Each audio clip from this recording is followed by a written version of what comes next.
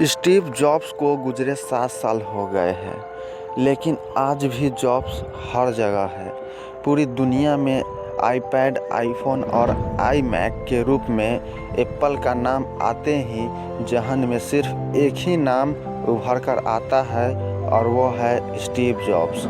लेकिन हम सब बस यही जानना चाहते हैं कि आखिर स्टीव जॉब्स है कौन? Who is Steve jobs? Steve jobs के कई रूप हैं। जवानी में वे कुछ और थे, उसके बाद कुछ और, अपनी ज़िंदगी के आखिरी बरस में कुछ और। लेकिन ज़िंदगी के हर पड़ाव में उसने एक बात समान थी और वो है स्वप्रदर्शी सोच। जी हाँ, हम उसी सोच की बात कर रहे हैं जिसके दम पर वह आज भी हमारे बीच में जिंदा है। 24 फरवरी 1955 को कैलिफोर्निया के सेंट फ्रांसिस्को में स्टीव जॉब्स को पैदा होते ही उनके माता पिता ने उन्हें किसी और के पास भेज दिया।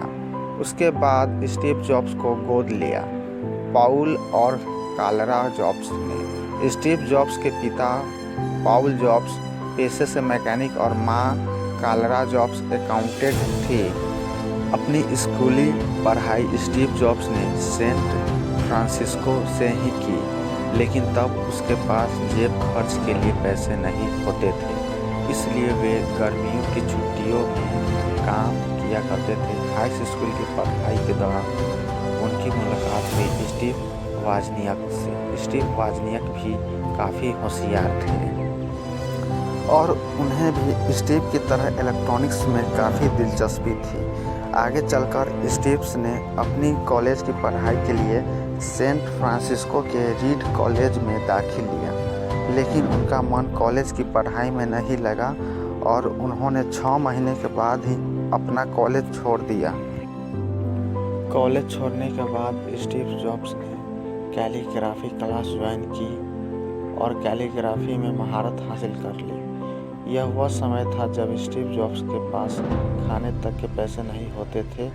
वे अपने दोस्त के रूम में जमीन पर सोते थे और कोक की खाली बोतलें बेचकर कुछ पैसों का इंतजाम करते थे।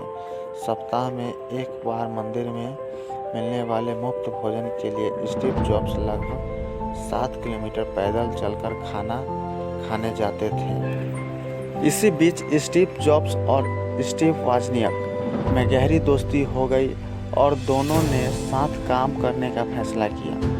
दोनों को इलेक्ट्रॉनिक्स में काफ़ी दिलचस्पी थी, इसलिए दोनों ने साथ में मिलकर कंप्यूटर बनाने का फैसला किया। स्टीव जॉब्स और स्टीव वाजनियाक ने साथ मिलकर स्टीव जॉब्स के पिता के गैरेज में एक कंपनी की शुरुआत की और कंपनी का नाम था एप्पल।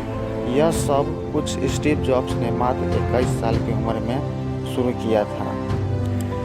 इसके बाद स्टीव जॉब्स रुके नहीं और एक गैरेज में शुरू हुई कंपनी को मात्र 10 साल में $1 बिलियन बना दिया। कुछ दिनों बाद ही स्टीव जॉब्स ने कंप्यूटर्स बनाने वाली एक और कंपनी लीसा के साथ हाथ मिलाने का फैसला किया, लेकिन उनका यह फैसला गलत साबित हुआ और कंपनी घाटे में चली गई। एप्पल के बोर्ड ऑफ डायरेक्टर की टीम ने इसका जिम्मेदार स्टीव जॉब्स को माना और स्टीव जॉब्स को अपनी ही बनाई कंपनी से निकाले जाने के बाद स्टीव जॉब्स के दिल में घर कर गई और वे टूट से गए। लेकिन अगले ही पल उन्होंने फिर से अपना कारोबार स्थापित करने का फैसला किया और एक नई कंपनी नेक्स्ट की स्थापना की। स्टीव जॉब्स ने अपनी नई कंपनी में सॉफ्टवेयर बनाने का फैसला किया और उनका यह फैसला सही साबित हुआ। कुछ सालों में ही नेक्स्ट ने सॉफ्टवेयर बाजार पर अपना स्वामित्व कर लिया। इधर एप्पल घाटे में ही चल रही थी, इसलिए एप्पल ने नेक्स्ट को खरीदने का फैसला किया।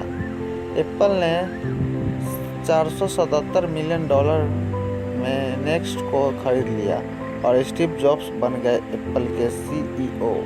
स्टीव के CEO बनते ही एप्पल ने दिन दोगुनी रात चौगुनी तरक्की करना शुरू कर दिया, जिसके बाद एप्पल ने मोबाइल फ़ोन की दुनिया में कदम रखा और आईपैड, आईफोन और आईजैक जैसे अनोखे प्रोडक्ट्स बाजार में निकाले। इसी बीच अक्टूबर 2003 में स्टीव जॉब्स को कैंसर होने का पता चला। जुलाई 2004 में उनकी पहली सर्जरी हुई, जिसके बाद साल 2009 में उनका लीवर ट्रांसप्लांट हुआ, लेकिन तब तक बहुत देर हो चुकी थी। दुनिया में कंप्यूटर का जनक कहे जाने वाले स्टीव जॉब्स ने 5 अक्टूबर 2011 में इस दुनिया को अलविदा कह दिया। जॉब्स सफ़ेद रंग की एक मर्सिडीज कार चलाते थे, जिस पर उन्होंने कभी भी लाइसेंस नंबर प्लेट नहीं लगाया, लेकिन पुलिस कभी उन्हें फाइन भी नहीं कर सकी। जॉब्स को यह फ़ायदा कैलिफोर्निया के परिवहन कानून में लूप होने के कारण मिलता था। जॉब आध्यात्मिक ज्ञान के लिए अपने एक मित्र के साथ साल 1974 में भारत आए थे, जहां उन्होंने बौद्ध धर्म की गहराई से जाना। जॉब्स भारत में लगभग 7 महीने तक रहे।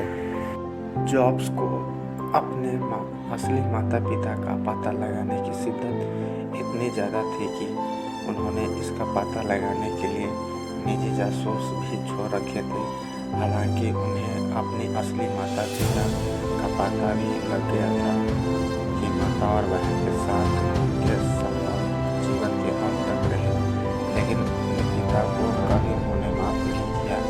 एप्पल कंपनी के CEO बनने के बाद स्टीव ने कई बड़े बड़े कर्मचारियों को कंपनी से निकाल दिया, जिसके लिए स्टीव की काफ़ी आलोचना भी हुई। स्टीव जॉब्स के नाम पर लगभग 300 से ज़्यादा पेटेंट है।